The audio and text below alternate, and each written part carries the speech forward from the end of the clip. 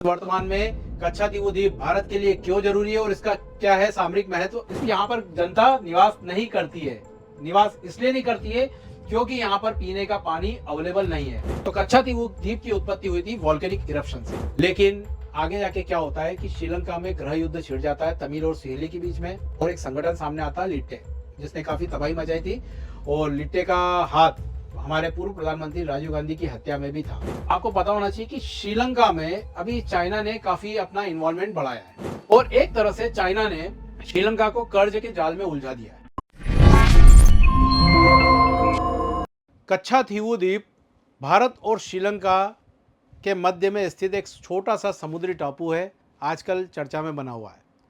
आज के इस वीडियो में हम कच्छातीवु द्वीप की उत्पत्ति कैसे हुई इसको देखेंगे, साथ ही साथ इसके इतिहास पर भी नज़र रखेंगे कि कच्छातीवु द्वीप किन किन के पास रहा था और किस तरह से यह श्रीलंका के पास पहुंच गया। यहाँ पर हम भारत और श्रीलंका के बीच इसको लेकर क्या समझौता हुआ उसके बारे में बात करेंगे।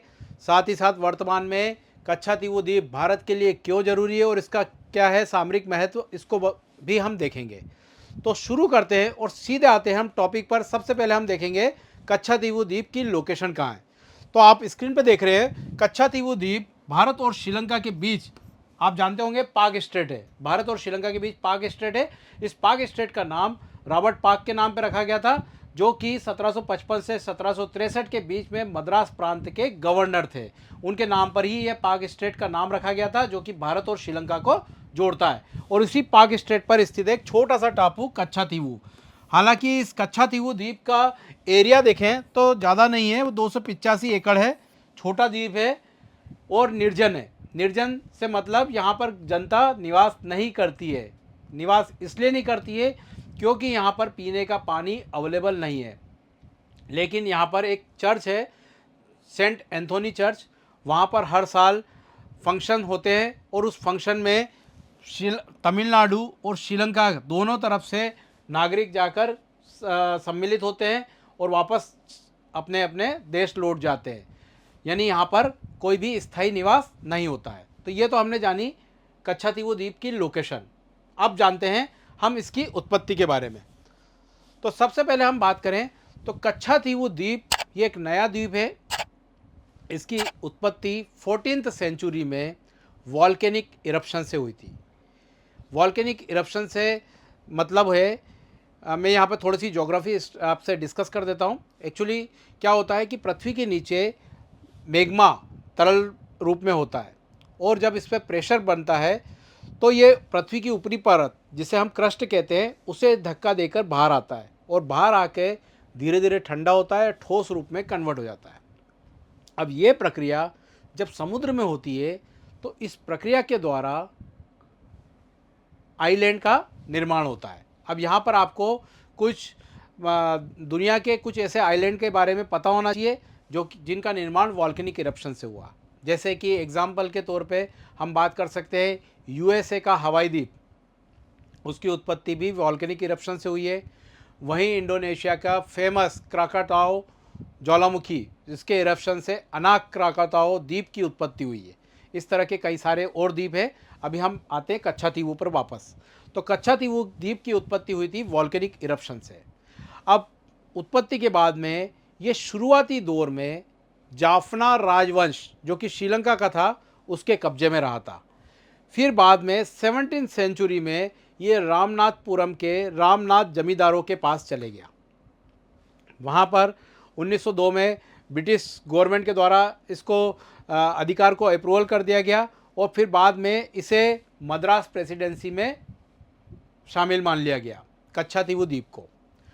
अब इस कच्छातीवु द्वीप को लेकर 1921 में ब्रिटिश सरकार के अधीन भारत और श्रीलंका को लेकर इसमें कुछ समुद्र सीमा को लेकर कुछ समझौते हुए थे।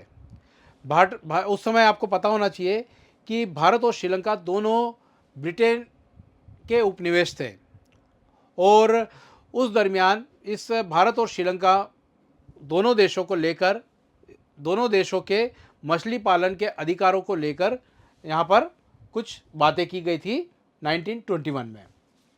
उसके बाद से भी ये विवाद लगातार बना रहा था और विवाद इसलिए होता था क्योंकि मेन कारण ये था मछली पकड़ना, क्योंकि यहाँ पर हमारे तमिलनाडु से मछुआरे जाते थे, वहाँ श्रीलंका से भी मछुआरे आते थे और मछली पकड़ने को लेकर यहाँ पर विवाद होता रहता था। यह विवाद आज़ादी के बाद भी बना रहा, लेकिन चूंकि ये निर्जन द्वीप था, इस कारण से हमारे पहले प्रधानमंत्री जवाहरलाल नेहरू जी ने इसको ज़्यादा इम्पोर्टेंस नहीं दिया।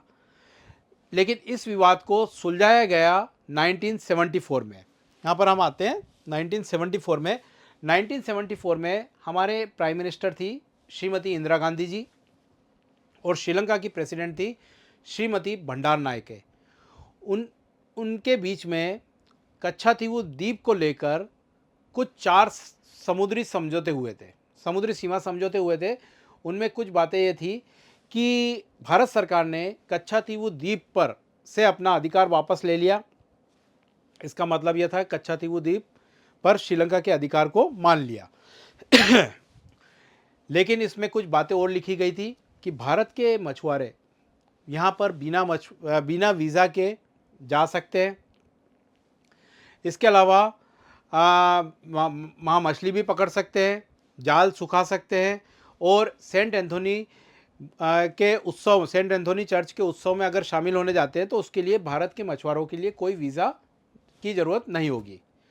लेकिन आगे जाके क्या होता है कि श्रीलंका में गृह युद्ध छिड़ जाता है तमिल और सिहली के बीच में, और एक संगठन सामने आता है लिट्टे, जिसने काफ़ी तबाही मचाई थी।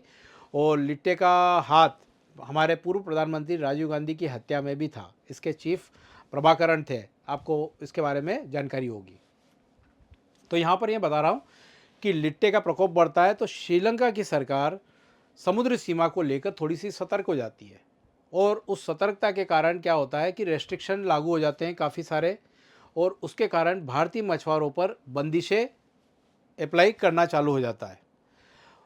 इसके कारण कई सारे भारतीय मछुआरे श्रीलंका की नौसेना के द्वारा पकड़ लिए जाते थे और उनको जेल में डाल दिया जाता था, जिसके कारण कई सारे तमिलनाडु के मछुआरों के परिवारों को कई समस्याओं का सामना करना पड़ा। तो ये चीज़ें चलती रही। अब एक और बात थी कि जब ये समझौता हुआ था केंद्र सरकार और श्रीलंका सरकार के बीच में, तो इसका शुरू से तमिलनाडु के द्वारा विरोध किया गया। तमिलनाडु में जो भी सरकार रही, चाहे AIDMK की हो या DMK की, उन्होंने हमेशा इसका विरोध किया। जैसे कि बात करें 1991 में तमिलनाडु की विधानसभा ने इस समझौते के खिलाफ एक प्रस्ताव भी पारित कर दिया था। जयललिता जी ने तो सुप्रीम कोर्ट में केंद्र सरकार के खिलाफ अर्जी लगा दी थी कि इस गैर संवैधानिक समझौते को रद्द किया जाए और कच्छातीवु द्वीप वापस से तमिलनाडु को दे दिया जाए, या भारत वापस इसको अपने पास हासिल कर ले। अभी वर्तमान में तमिलनाडु के चीफ मिनिस्टर स्टालिन ने भी कच्छातीवु द्वीप वापस लेने के लिए PM मोदी जी को चिट्ठी लिखी थी, और इसी चिट्ठी का जिक्र प्रधानमंत्री मोदी जी ने जब उनके खिलाफ अविश्वास प्रस्ताव लाया गया था, तब उसके खिलाफ चर्चा में उन्होंने लोकसभा में किया था। तो ये तो बेसिक बातें हो गई, राजनीतिक बातें हो गई। लेकिन अब हम ये जानते हैं कि आज की तारीख में भारत के लिए कच्छातीवु द्वीप क्यों ज़रूरी है। तो यहाँ पर मैं आपको कुछ बातें बताना चाहता हूँ कि आपको पता होना चाहिए कि श्रीलंका में अभी चाइना ने काफ़ी अपना इन्वॉल्वमेंट बढ़ाया है, और एक तरह से चाइना ने श्रीलंका को कर्ज के जाल में उलझा दिया है। अभी थोड़े दिन पहले आपने देखा होगा कि इस कर्ज के जाल के कारण ही उनके यहाँ एक बहुत बड़ा आर्थिक संकट पैदा हो गया था, जिसमें आपने देखा होगा कि श्रीलंका के पूर्व राष्ट्रपति महिंद्रा राजपक्षे जी जब देश छोड़ के भाग गए थे, और उनके महल में किस तरह से जनता ने अपनी सेल्फी ले लेके फ़ोटो भेजी थी दुनिया में, उसको आपने देखा होगा।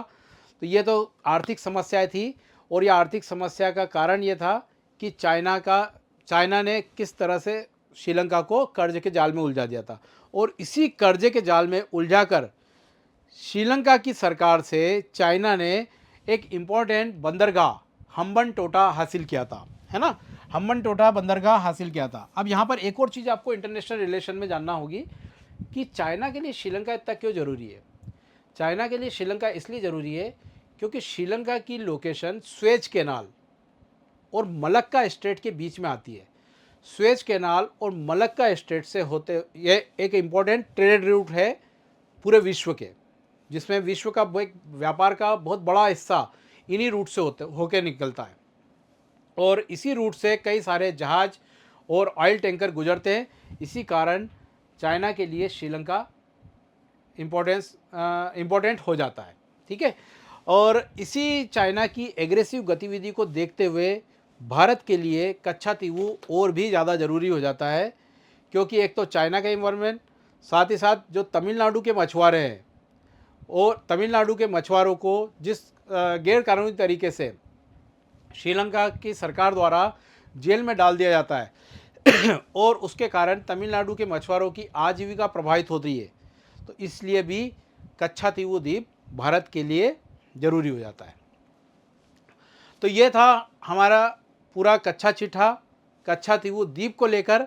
आशा करता हूँ आपको ये वीडियो अच्छा लगा होगा। Thank you. For more details and knowledge, subscribe our YouTube channel. Thank you.